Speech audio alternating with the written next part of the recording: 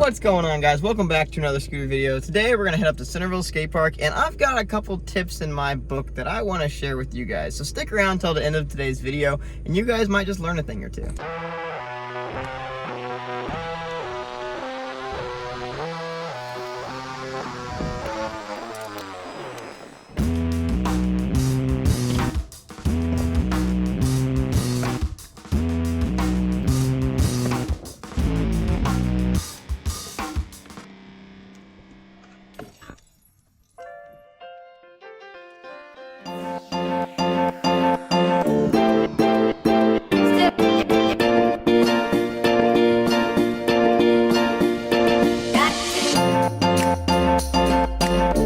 And just like that, with the power of editing, we've now made it back up to Centerville Skate Park within like a matter of 5 seconds. All right, it's time to ride now, and it's oh, that made the color weird. Gotta let my eyes readjust for a second. Anyways, all right, now it's time to ride. We're gonna get a couple clips, and then I'll talk about some tips that'll really help you guys while you're riding.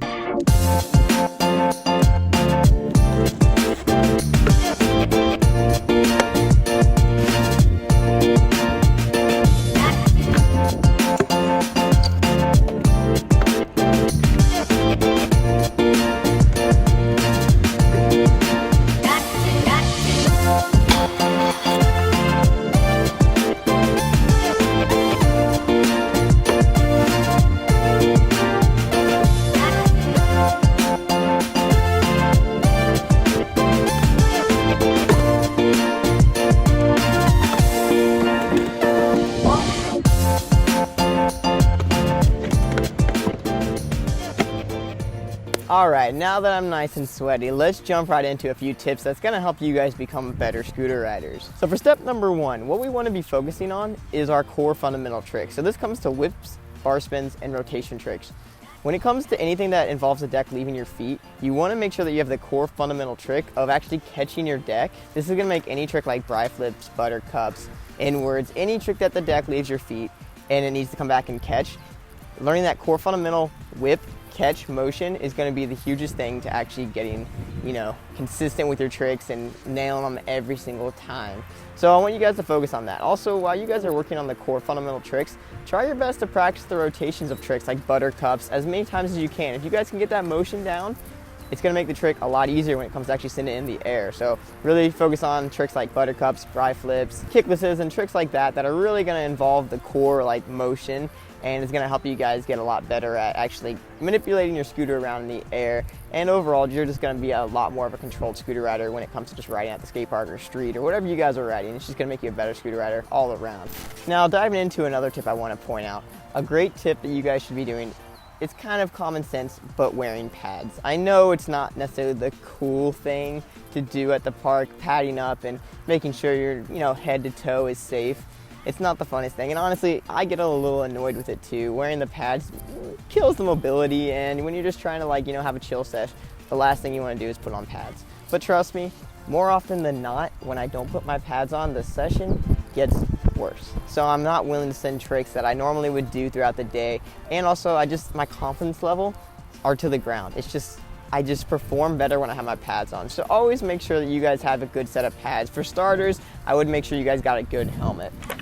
I personally ride the S1 helmet, and it's pretty legit. It's nice and light, and honestly, even when I don't feel like putting my pads on, this is my go-to, and I really enjoy riding it. So you guys need to find some pads that you're comfortable with. Preferably, if you guys can get some knee pads, elbow pads, and head-to-toe pads is gonna be better than no pads at all. But the personal preference, of course, to whatever pads you guys like to ride.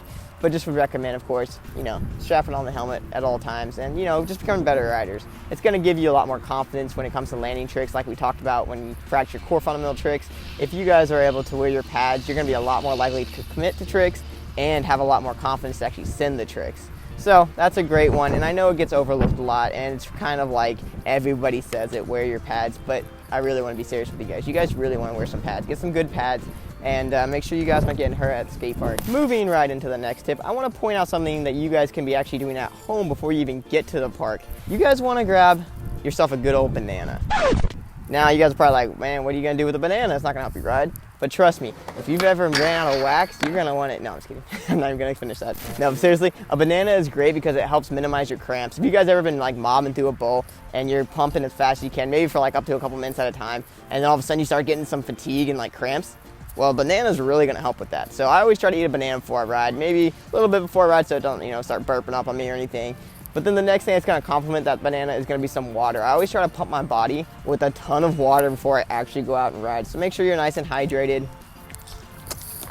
Yeah, so make sure you guys stay hydrated, and it's a great thing to do because it's gonna round up everything. If you guys already got the confidence, you guys already got the core fundamental tricks, you guys now are gonna have the endurance when it comes to actually riding. So make sure you guys pump your bodies full of water before you get out to the park, eat a banana, keep that lactic acid out of your body, and being able to ride longer, it's gonna, trust me, especially when it comes to like a competition, the amount of times that a banana and some water has saved me is ridiculous. Before we wrap up today's video, I want to leave you guys with one more extra tip that I haven't mentioned yet, and that is what to do when you're afraid. Now, I've gotten a lot of comments where you guys have asked, what do I do if I'm simply afraid and I can't send the trick? Now, this is a huge problem with a lot of riders, and this mainly comes down to what I talked about before with learning the core fundamentals and actually committing to the trick. And of course, pads always help with fear, but let's talk about what you actually want to do when you're actually afraid to send the trick. So for starters, in every tutorial I've ever made, I always try to break the trick down into step by step by step by step. Breaking the tricks down into steps is going to make it so much easier and less scary when it comes to actually sending the trick for the first time. So a way to get over the fear part is to break the trick down into as many steps as you can. So like say you're learning flares, or maybe you're more advanced and you're learning something crazy like a 540 flare. Now for me personally, 540 flares scare the bejeebies out of me. That's a weird word. Anyways, they scare me. So what I try to do is I try to break the trick down into as many steps as I can. I know I already know how to do the trick, but maybe sometimes I'm trying on a new quarter pipe and I need to refresh my memory on the core fundamental steps. So if I break it down into steps, I know when I need to pull, when I need to spot my landing, and when I need to actually get ready to roll away. I have a ton of tutorials. I want you guys to click that card up there and you guys can check out all the tutorials on my playlist of all the tricks that I've learned. And I've wanted to share with you guys. I have them all broken down into as many steps as I can so you guys can learn the best and easiest way. If you guys have a trick recommendation, definitely go down in the comments and comment a trick that you guys would like to see me make a tutorial on. I always try my best to make the best tutorials I can so you guys can learn the easiest way possible. But that's my last and final tip, and I really hope you guys were able to learn something from today's video. I really enjoy sharing some tips with you guys, and I hope you guys were hopefully able to find some value from this video. If you did, give me a big old thumbs up. I always appreciate the feedback, and it means a lot to me when you guys comment below. All right, now that you guys are giving me a big old thumbs up, why don't you guys go down to the comments, and we're gonna try to turn these comments into a scooter form. I want you guys to drop your best scooter tip down below. This can be anywhere from learning to just cruising to anything, or even maybe working on your scooter if you got some tips for that. But if there's enough tips down in the comments, I'll make another video and I'll give you guys credit for whoever comments what, and we'll try to make a new video out of it. So if you guys have some tips, go down in the comments, try to share some advice for all these other fellow scooter riders, and it's gonna be a good time. But that's gonna do it for today's video. I hope you guys found value in this. I will catch you guys in the next one. Later.